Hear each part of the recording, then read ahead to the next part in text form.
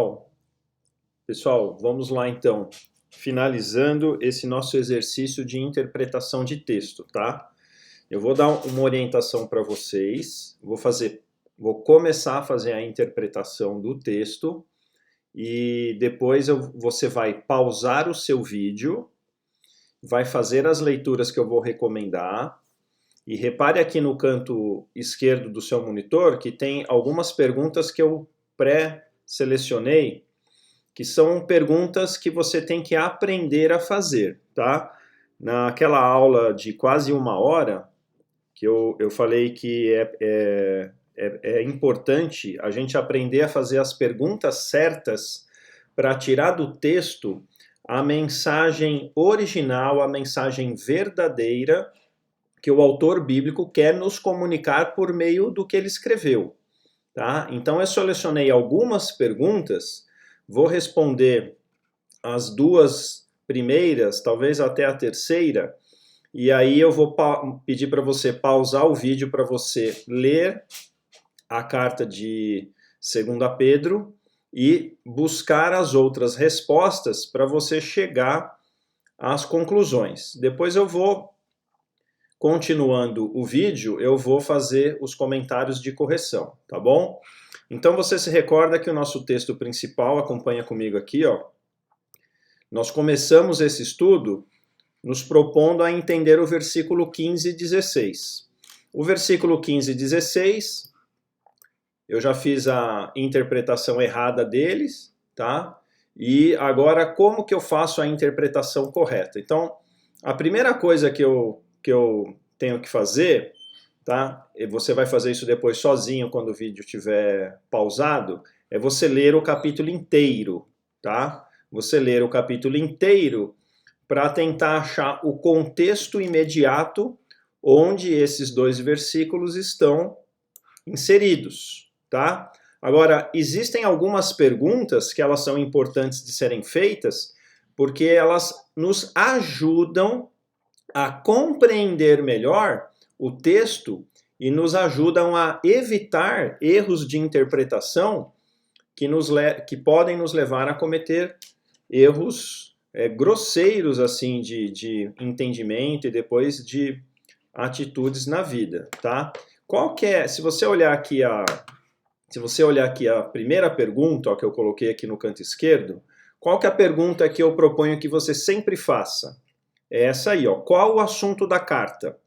Bom, para não perder tempo, como esse vídeo tem que ser curto, porque essa aula já está muito longa, eu já adianto para você que dificilmente você vai achar o assunto da carta inteira só lendo o capítulo 3. Geralmente, no capítulo 1 das cartas, você já tem dicas ali de qual o assunto que o autor bíblico vai tratar ao longo da carta.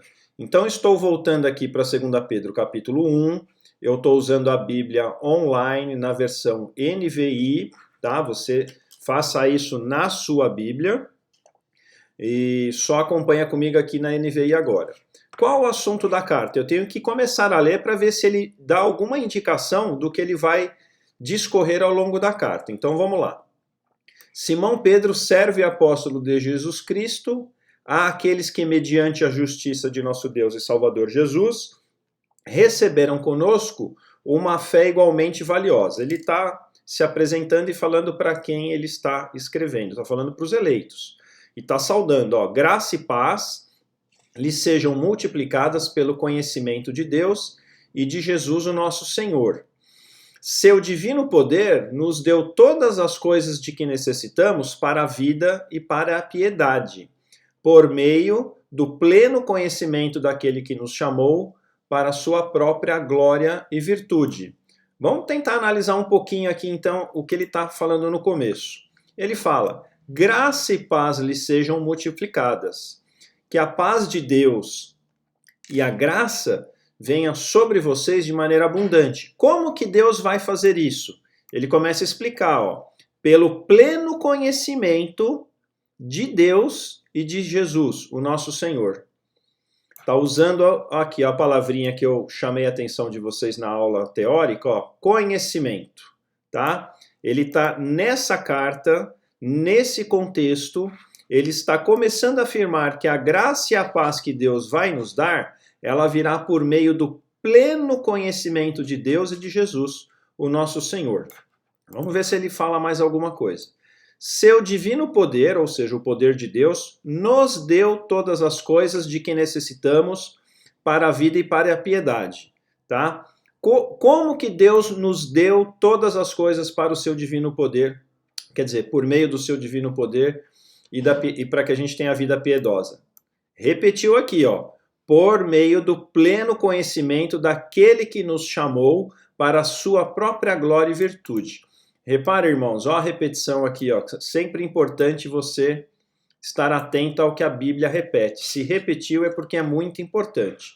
Essa introdução está fazendo uma afirmação. Ó. O divino poder de Deus, seu divino poder, nos deu todas as coisas que necessitamos para a vida e a piedade.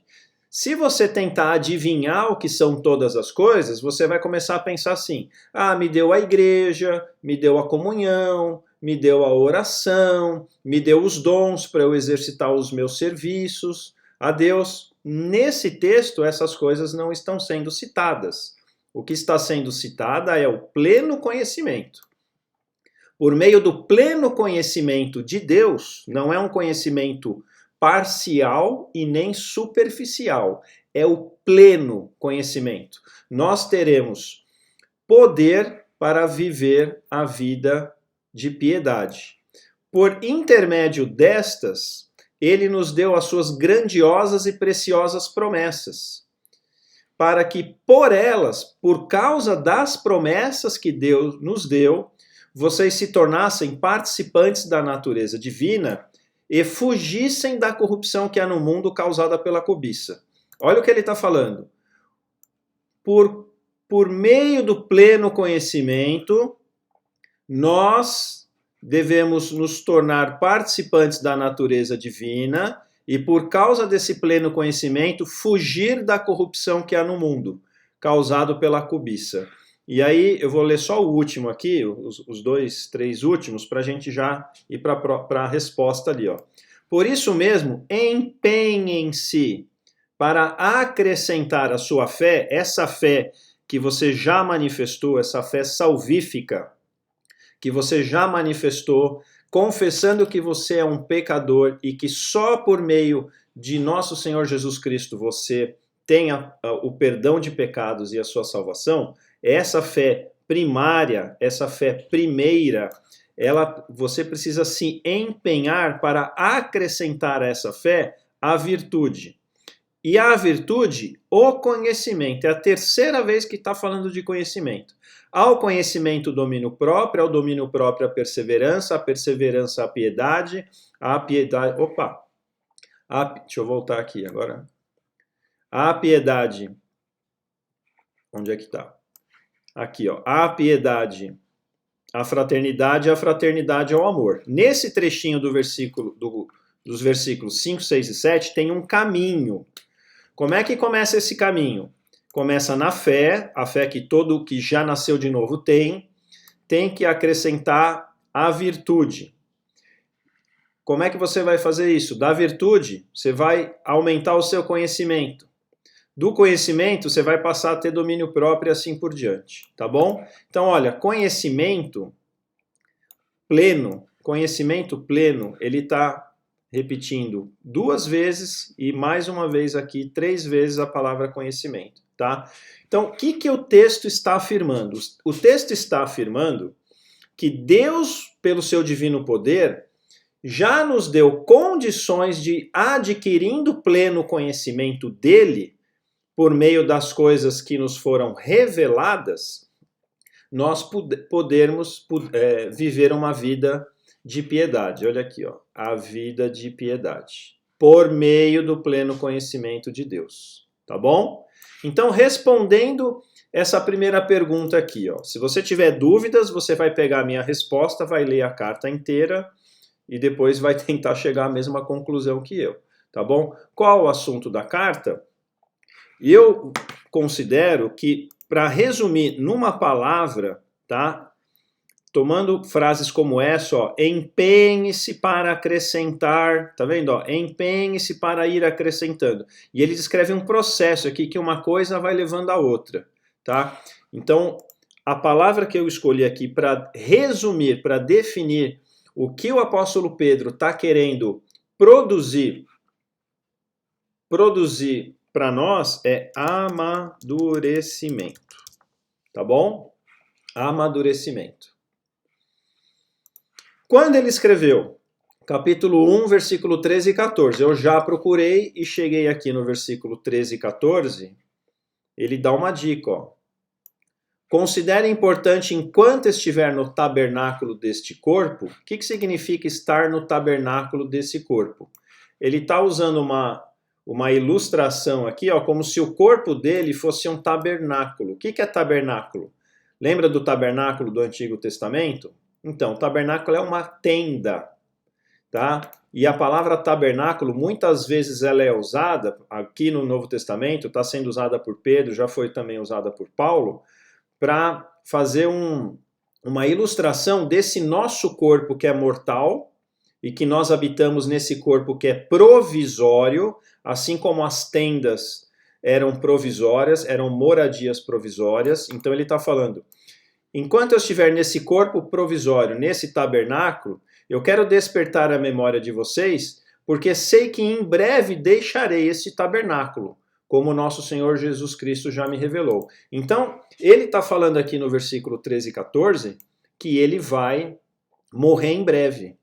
E já que ele sabe que vai morrer em breve, ele está escrevendo a última carta dele, ó, 2 Pedro, não existe a 3ª Pedro, tá? Ele escreveu a primeira, depois escreveu a segunda e logo após ele morreu. Isso indica para nós que independente da data exata, do ano exato em que ele escreveu, tá? Ele escreveu isso no fim do ministério, no fim do ministério dele.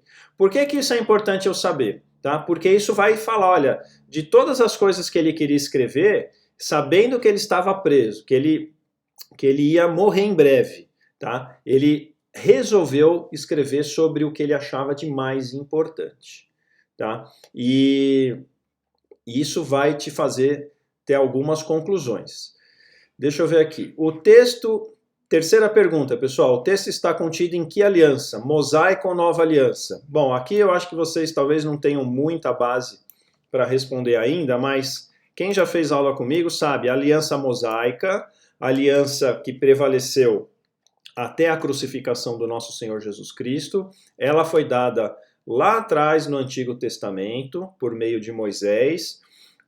Deus entregou a lei e falou, se vocês cumprirem a lei, serão abençoados. Se vocês não cumprirem a lei, serão amaldiçoados e sofrerão as consequências. Então, o judeu acreditava que ele cumpria a lei e seria salvo. Tá? Eles não tinham esse conceito de que a salvação é pela graça de Deus. Isso só veio ser melhor escrito, melhor compreendido pelas revelações que Deus deu no Novo Testamento, tá? A partir da vida do nosso Senhor Jesus Cristo e muito depois, a partir do livro de Atos, quando você tem a ascensão de Jesus e a igreja começa a receber mais revelação, mais porções de revelação, e a salvação pela graça de Deus, por causa da graça de Deus, por meio da fé, ela vai sendo melhor explicada. Então a gente sabe que o apóstolo Pedro já sabia disso. Ele já sabia que a salvação não era por meio do cumprimento da lei. A salvação é uma prerrogativa de Deus. Deus é quem promove a salvação. Deus é quem confirma e mantém a salvação eterna da pessoa. Não há perda de salvação. É importante você saber que quando o apóstolo Pedro escreveu isso, essa carta, ele já tinha esse conhecimento. E o povo daquela época já tinha sido instruído sobre isso, tá? Então não dá para você chegar no texto e se você perceber alguma questão relacionada à salvação e ficar com dúvida, tem a salvação, não tem a salvação, perca a salvação, não perca a salvação, não dá para você ter esse tipo de dúvida, tá bom? É uma carta que já foi escrita ali quando esse assunto já havia sido tratado, ensinado, muito bem explicado, tá bom? Pessoal, então, para responder as próximas perguntas, para você chegar nas conclusões que você tem que chegar com relação à correta análise do versículo 15 e 16. Eu deixei uma série de perguntas. O que você tem que fazer agora? Tá? No mínimo, você tem que ler, voltar aqui para o capítulo 3, no mínimo você tem que ler o capítulo 3 umas 2 ou 3 vezes e tentar responder essas perguntas. Todas essas perguntas, essa terceira que eu já respondi, tá? Eles estavam em que aliança? Eles estavam na nova aliança. Agora, as outras perguntas, você tem que tentar responder, porque as respostas você vai conseguir encontrar em 2 Pedro capítulo 3. Só que você tem que expandir a sua área de leitura, tá? Então, se você tem como pretensão entender esses 2 versículos, tá? Eles estão inseridos no meio do capítulo. Você tem que começar a leitura do versículo 1 e até o versículo 18, tá? E faça isso 2, 3 vezes, pause o vídeo, demore 10 minutos, 15 minutos, meia hora, 3 dias. Quando você tiver respondido essas perguntas, aí você volta para o vídeo aqui e eu vou gravar um próximo vídeo com mais 10 minutinhos para responder essas perguntas e te dar as respostas, tá bom? Até daqui a pouco.